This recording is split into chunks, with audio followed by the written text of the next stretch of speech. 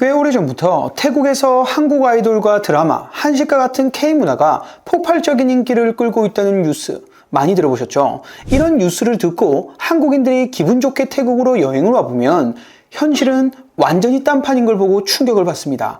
길거리에는 온통 일본이에요. 자동차는 토요타, 혼다, 오토바이도 전부 일본 브랜드고 방콕의 프롬퐁이나 타니아 같은 곳에 가면 태국 식당보다 일식당이 더 많습니다.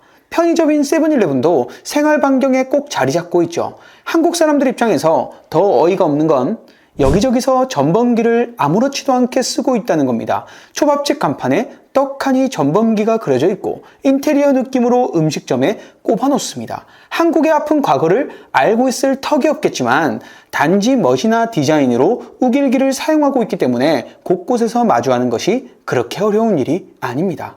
물론 태국의 젊은이들이 K-팝과 한국 드라마를 좋아하는 건 사실이지만 그것과는 별개로 태국 사람들의 삶에는 일본이 아주 뿌리 깊게 깊숙이 파고들어 있습니다.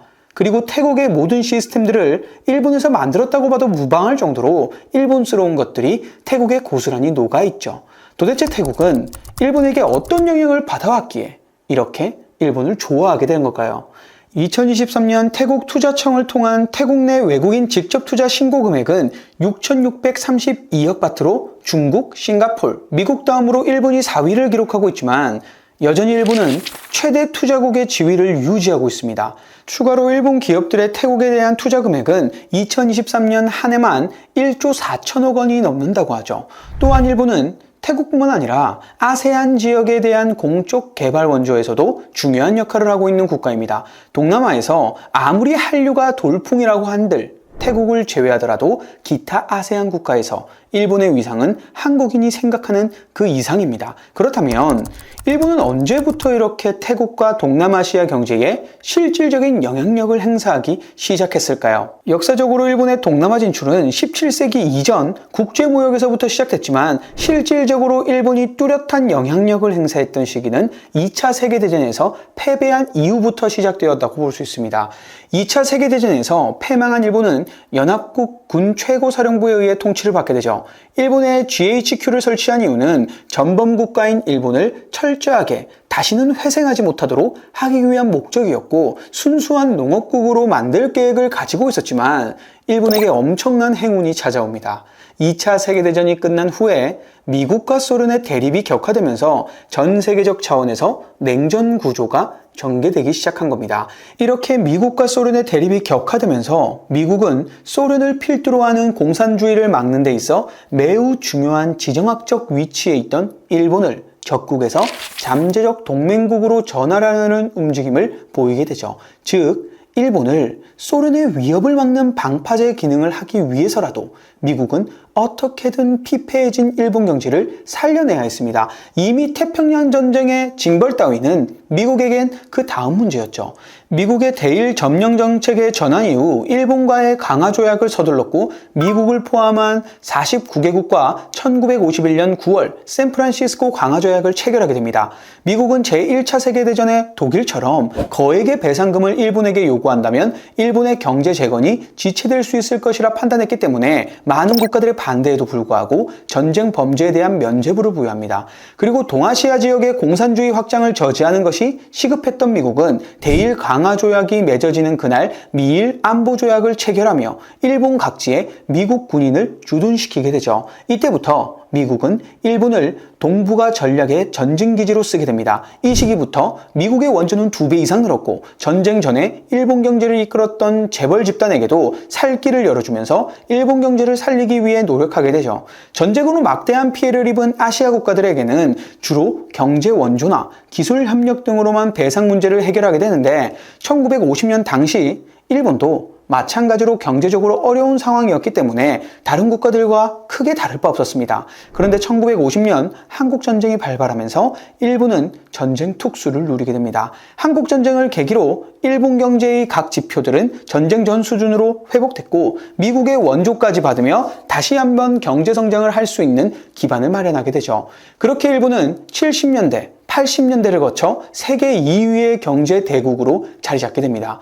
초고속으로 성장한 일본은 자본주의의 수장인 미국의 든든한 지원군이 되어서 동남아시아의 공산주의 물결을 막기 위한 노력을 하게 되죠. 이러한 노력의 일환이 1967년 비공산권 국가들의 연합, 아세안입니다. 이 아세안 창설국에 태국이 있었죠. 이렇게 비공산권 국가들의 통합점이 생기자 일본의 동남아시아 투자가 본격적으로 늘어나기 시작합니다. 공산주의와 자본주의 중 어느 체제가 더 우월한지를 증명하기 위해서 막대한 경제 원조와 기술 지원을 쏟아붓기 시작하죠. 자신의 편인 나라에만 돈을 뿌려버리면서 체제를 돈독히 만드는 겁니다. 특히 태국 같은 경우는 일본처럼 국왕이 있는 왕실 국가였기 때문에 이러한 공통점을 바탕으로 자연스럽게 우호적인 관계를 유지할 수 있게 된 거죠. 일본은 정부가 주도하는 정부 개발 원조 방식으로 태국의 모든 분야의 인프라와 각종 기술 등을 지원하게 됩니다. 여기서 말하는 공적 개발 원조는 자본주의 시스템에서 상대국에 빨대를 꽂을 수 있는 가장 좋은 방법입니다. 겉으로는 도움을 주는 것처럼 보이지만 실상은 빨대의 위치를 잡고 영향력을 꽂아 넣는 과정이라고 볼 수 있죠. 미국은 세계은행과 IMF와 같은 글로벌 금융기관들을 통해 수혜국들의 경제를 쥐락펴락합니다. 고상한 말로 구제 금융이라 부르지만 실상은 미국식 경제 구조를 강요하며 자신들의 시장과 이익을 확장하는 수단일 뿐이죠. 일본 역시 다르지 않습니다.